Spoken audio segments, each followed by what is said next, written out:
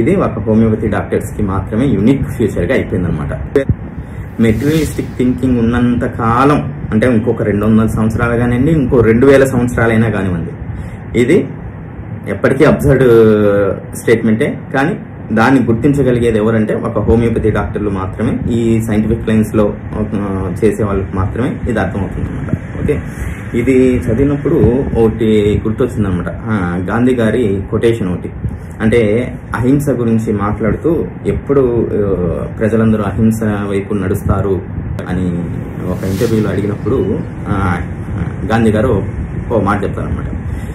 ఎప్పుడైతే ఈ non vegetarians అందరూ కూడా నాన్ వెజ్ తగ్గించేసి వెజిటేరియన్ గా ఎప్పుడైతే మారుతారో అప్పుడు మాత్రమే ఈ హింసాత్మకమైనటువంటి సమాజం నుంచి అహింస అనేది నెలకొల్పుతుంది అనేసి.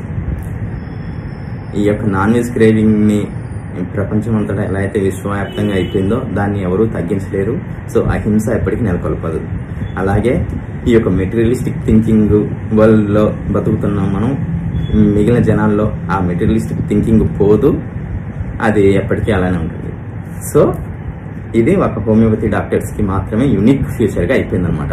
ఏంటి, ఈ యొక్క లోకల్ మెలడీస్ ని హోలిస్టిక్ అప్రోచ్ తో ఆలోచిస్తూ హోలిస్టిక్ అప్రోచ్ తో ట్రీట్మెంట్ ఇవ్వడం అనేది ఓన్లీ హోమియోపతి డాక్టర్స్ మాత్రమే పరిమితం అయిపోయింది అనమాట.